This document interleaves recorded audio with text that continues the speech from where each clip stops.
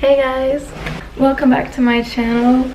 We're soon going to start an interview with Larissa about the issue of identity in today's generation. Yeah, hope you'll enjoy it. It's gonna be more of a chat between two INFJs. Hopefully you'll get some good insights into how we see the world and how we experienced it and our struggles, and maybe you're gonna relate somehow. So I got a pocket full of sunshine. I got a love and I know that it's all mine. hey. Înregistrezi deja? Am testat să îmi fac hey, eu înregistrat. Okay. So, hey Larissa, do you want to introduce yourself? Oh, hi. My name is Larissa. I'm a Romanian girl living in UK, working as an event manager at the moment, and just living my best life during quarantine. Same. So we're gonna dive right into it, right? Because we both don't have like that much time in front of us, but we got some questions. I'm just gonna put like the question on the screen, so people will see the questions that we're tackling. But today, basically, we're gonna talk about the issue of identity in today's generation, the issue of purpose maybe, and how it was for us quickly, and like the state that we're at right now at like 24, 25 years old and stuff. So All right. maybe it can inspire some people. So the first question was, what age can you say your identity starts to become unshakable? Oh, that's a tough question, but I don't think our identity stops growing or stops changing. Yeah. I feel like the identity is like the amount of experience and the decision that you make during your life. I don't know, like I feel like for me, for example, I always change, I always grow, I always learn new things. So, but I feel like this question might be related to principles, like, because if you have certain principles that you guide your life using them, then your personality, your identity will not change depending on the people around you. But like there's certain situation when people tell you, oh, you changed. No, I didn't change, I just grow up. I'm a better version of myself. Yeah, because the thing is, I know some people who basically, but that's, I think it would be the next question. Basically, their identity is like taking the form of like somebody, like they shape their identity on somebody else. For example, me and my flatmate, since we live together all the time, I pick up her habits and she picks up my habits sometimes. So it's like merging together, but I think there's a certain point in time when others don't influence you, or like the environment influences you less, I think, and it becomes more stable. Yeah. Like, this is me. But I think like in in your situation, I feel like you both appreciate each other, because this happens to me as well. When I find someone that I appreciate and I'm looking up to, I tend to take from their habits, the things that I love about their routine, their way of talking, way of like wearing themselves. I tend to copy that, but it's because I appreciate them and I want to be like them. So I feel like this can happen when people find someone that they want to be like, if that makes sense. Yeah, because that's actually linking to the second question, if it's bad to shape yourself after somebody, in case because I mean it really depends who that somebody is, because I also know people who like shape themselves after someone, but then that someone disappears and they end up being lost. Like some personality types are like that. They don't know who they are anymore if that friend disappears from their life. Yeah, from my point of view, I feel like this can be either a good thing or a bad thing. As you said, if you change your habits because of someone and that person disappears from your life, then you're being left alone with identity crisis, and you don't know who you are. You want to start your life all over again, and you're just panicking because you don't know, you lost yourself. So that can be like a bad thing, but in the same time, let's not forget that it can be a good thing. You meet someone, or you find an example that you want to follow, so you change yourself and become a better version. I don't know, let's talk about teenagers, because some of them, they're just taking like a wrong path and they have like maybe not so happy ending, and then we have these brilliant teenagers that follow good examples and they're successful right now. I think also, well, successes can be linked with the identity. The funny thing is that with my flatmate, sometimes she is amazed how sometimes I'm able to say no because this attitude or this action doesn't fit in with my beliefs, therefore I'm not gonna do it. So I'm like really direct to say no, I don't want that, this is not me. Yeah. Whereas other people are like, yeah, okay, if you like it, shape yourself for somebody else. So I feel like that's the power of saying no. You learn at a young age to say no when something is not for you. But some people, INFJs are good at saying no. Okay.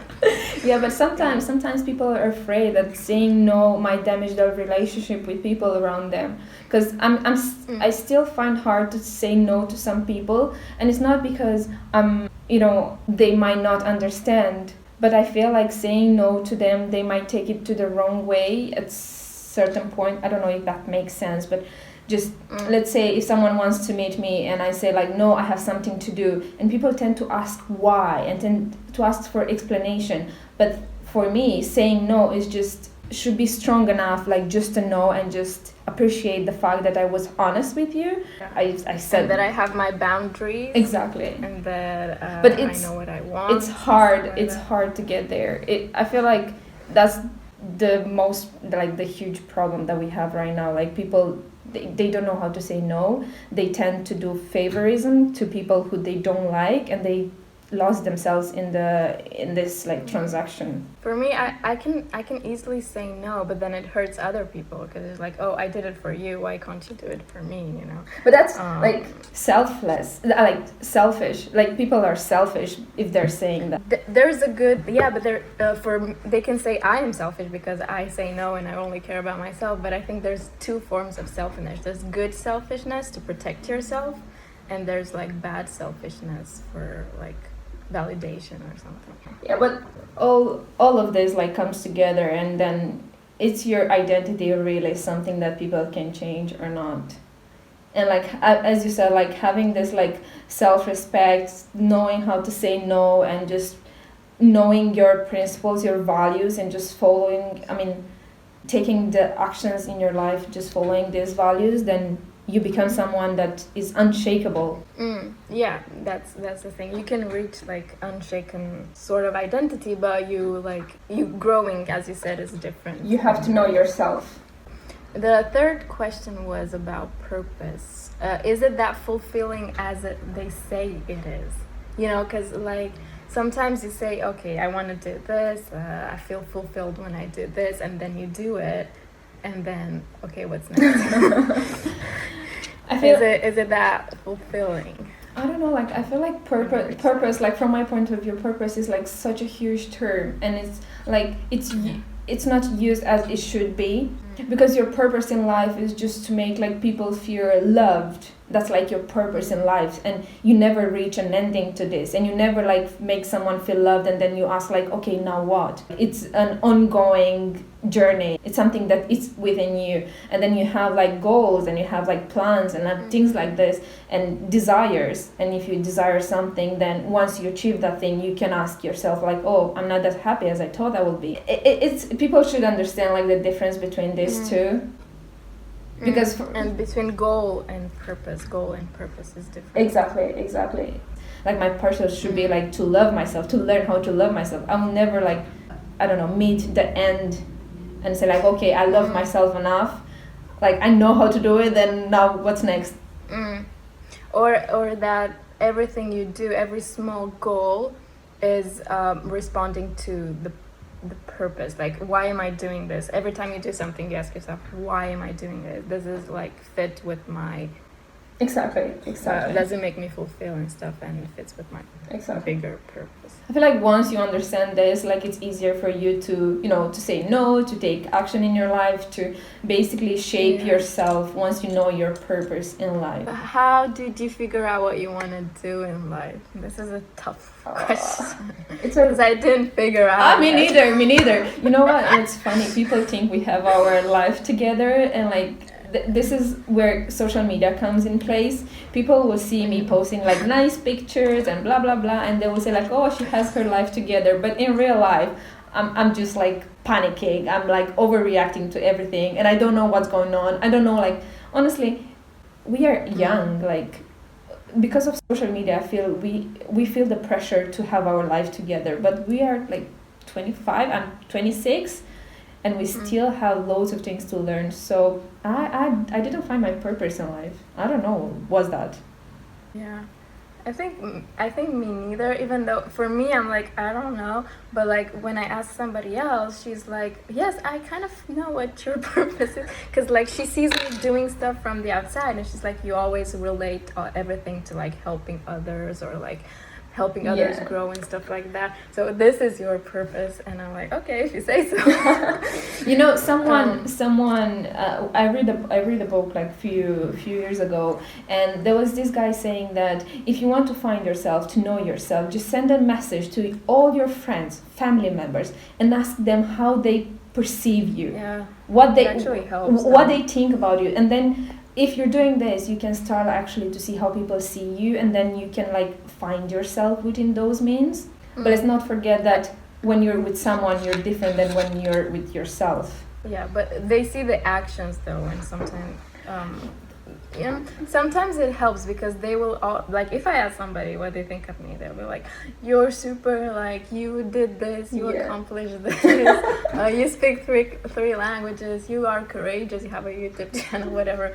And it gives you confidence because I'm like, then you think about all the positives, otherwise you wouldn't think of. Yeah. You would only think about the negatives. But in the same time, I feel like you are brave enough to start and to try new things.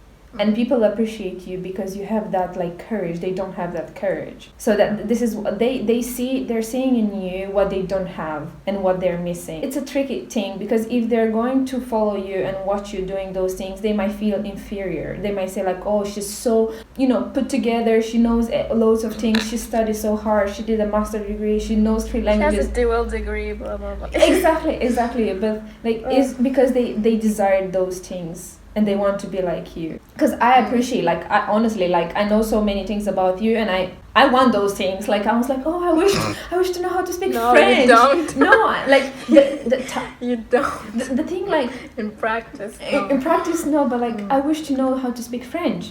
Oh, no. I wish to know how to, I don't know, like... Your writing skills, like the other day. You Korean. Well, yeah, well, but the other. I wish I knew the Korean alphabet. No, but oh, sorry. The other things, I had to write an email, and I was like, oh my god, I remember your emails, like for your application, job application. I was like, oh my god, I wish to have Naomi's skills right now. I wish to know what she would say. Like those things, like makes me appreciate you even more. So, it's good that people will remind you that you're good at those things, so you can just find the energy and the motivation to keep going.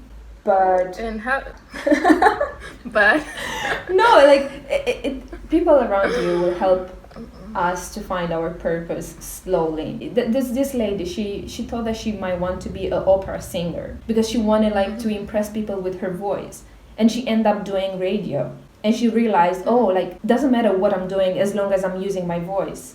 Yeah, and also it reminded me of a TED Talk that they were like, passion is a feeling and feelings change. And they said you can be passionate about one thing one day, and then as you master a skill, you become more passionate about it because you master it. Exactly. And first you didn't know how to do it, and then you learn and practice. And I had an interview yesterday, and that's what I told them when they asked me, how do I see myself in the future? Whatever. What a question. Because like if you learn a skill, for example, you learn accounting and you start to like it, the better you know it, the more you start liking it because you're confident in it, and it can become a passion. Exactly. I had this thought the other days, learning something new, and I was like, oh, I'm so afraid right now because I know nothing about this domain. Like I have to start from scratch. But like in my mind was like, I cannot wait until I'm confident and I know enough information so I can just practice and put in practice that information. So it's exactly what you said. Like once you know the knowledge, once you have like, and you start practicing, then you become more confident. You have to have the courage to start something new. Yeah, and one tip also, because I've been doing YouTube for like 3 years or something. I always loved like being in front of a camera since I was 5 years old. But the thing is, it was a hobby that stayed there, even if there were like ups and downs and like moments, oh, I don't want to do it anymore. It always remained something I liked how to do. So you have like ask yourself like, is there something that has been stuck with me since I was little and stuff, and that I wouldn't let go of? You know, that you always come back to it, for example, drawing or whatever, like a talent or something, and you might want to consider that in choosing your career path or something. Well, there's the funny thing about all this, like from creativity perspective. Like, so this summer I was like, because of the COVID and everything that happened, and my industry that I'm working with was really affected, I was thinking to go into real estate, and I was like trying to find a job, and I was like really pushing, reading and trying to learn new things. And then at some point I was like, what am I doing? Like, I don't like that life.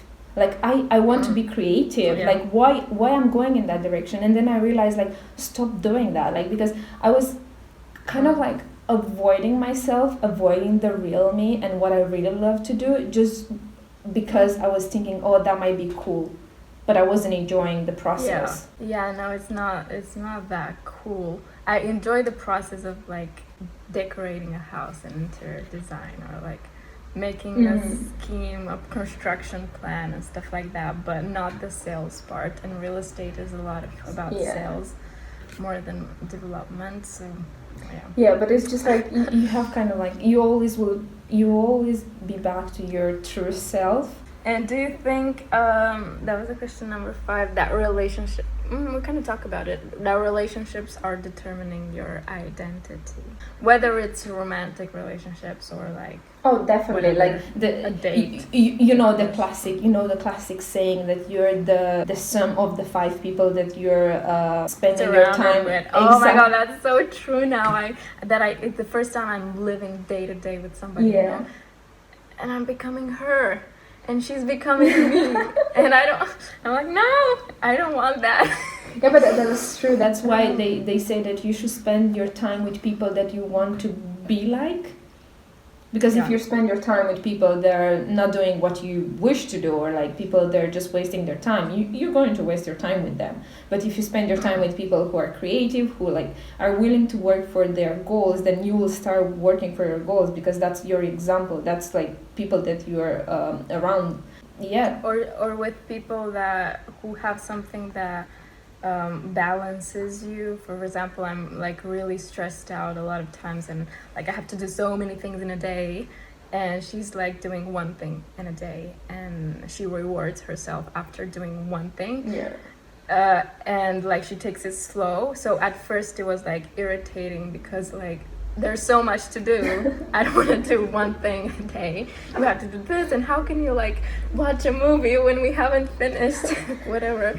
But actually I learned that it works better, and it's just mentally better, or mentally like more rewarding to be like, not stress yourself and be like, I'm just doing this and I'm not gonna focus on Let's not forget about our background, and I will tell you what, because the background that we have is really important. Romanians. We are Romanians, and Romanians are good at everything and they want to do everything at the same time. So that's like that's the culture. That's the culture. We grow up in that culture. So once you realize that the culture, and it's not that like the best answer for your problems, for your things that you have to do, you start to reshape your brain and reshape your habits. And now I'm like, it's okay if today I did nothing but drawing. Like I didn't do anything. it's okay, you know. Yeah, I have a headache, but it's okay. You know, and I guess it's very linked with having the expectations you have from life, you know, because sometimes the greater your expectations, the more like burden you put on yourself to reach those expectations. Yes. But some people have lower expectations and are happy with the little things, and they're generally happy with nothing. Yeah. Or the little things, and that's like, I think I want to reach that, to not like kind of diminish my goals a little bit, to make them more realistic and then less burdensome, to reach them one by one. And do you think that would be possible, taking in consideration that we are both like the type of person that love, like we love to learn new things and to discover new, you know, perspectives, and once the more you know, the less happier you are. Yeah, so that's so true. And like from my point of view, like I accepted this. I know I'm not going to be a happy person because I want to know a lot of things. Yeah, but you have like to accept that, and once you accept that, maybe you can start be a little bit like more happy. Yeah, and find one little thing that makes you happy. For example, I find out I like lettering and like bullet journaling, and that makes me happy and like stress-free, and like focus on that if like things don't go well, and be like, at least I did this. Yeah. Well, it's an ongoing process at the end of the day. We all have things to learn from each other. You have to accept yourself and your identity, and you know where to say no for yourself. Even for you, like you want to do this and this and this, and they're like, no, Naomi, don't do it, like, because it's not gonna lead anywhere as per you. You need to pay attention to yourself. Yeah, and gratefulness and like being contented with little is something I like struggled with before, because I always want to like more, but I want to learn to like not need a lot to be happy and fulfilled. Oh yeah, live a minimalistic life. Yeah, I'm trying that thing like, too. As long as I have Netflix and dramas, I'm happy. All right. Yeah, that's a good thing. I think I've seen like enough dramas for my whole life. So. Or as long as, you know, back then, like a year ago, we wanted to find people like us. We wanted to find people like us.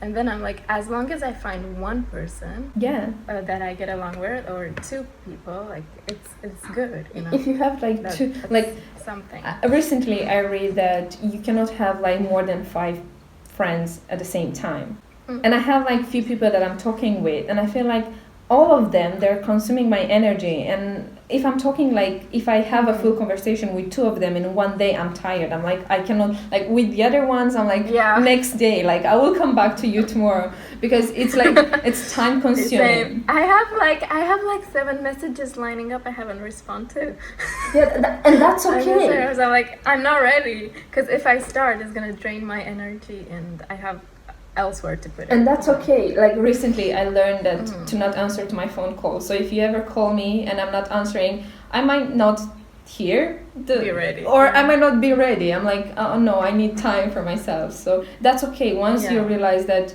it's okay to not reply to the messages, to not answer the phone calls, and I quite like it, because I became more private recently, maybe less active on social media a bit, and I kind of like it.